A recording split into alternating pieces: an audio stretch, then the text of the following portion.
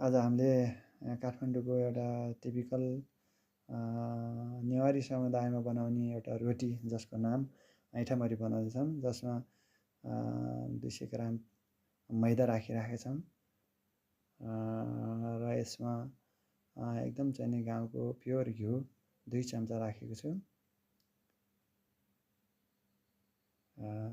त्यसपछि गएर यसलाई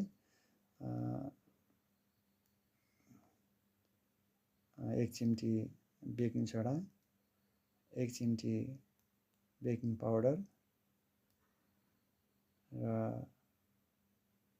भुटेको सेतो तिल 2 चम्चा अन्दाजी,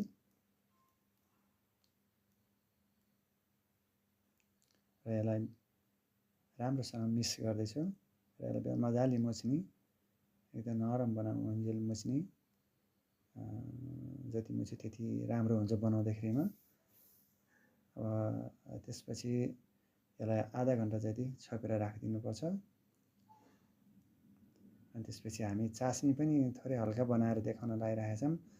लगभग 1 कप चिनी र आधी कप पानी राखेर यसलाई मजाले पकाउनुपर्छ।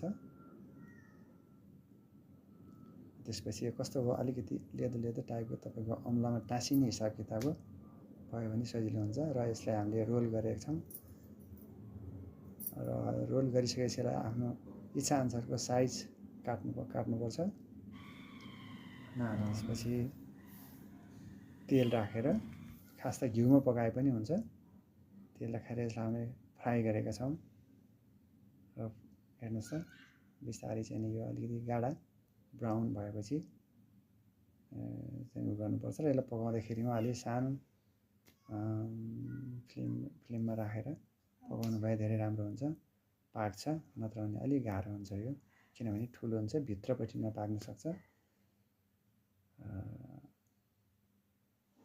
र यसलाई चास्नीमा चोप्दै, यसलाई जस्तो जेरीलाई जस्तो डुबाइराख्नु पर्दैन, चास्नीमा चोप्दै बाहिर राख्दै गर्ने। सेलाएपछि यसलाई राम्रो हुन्छ, सेलाएपछि एकदम राम्रो पनि देखिन्छ र सेलाएपछि खान पनि मिठो हुन्छ।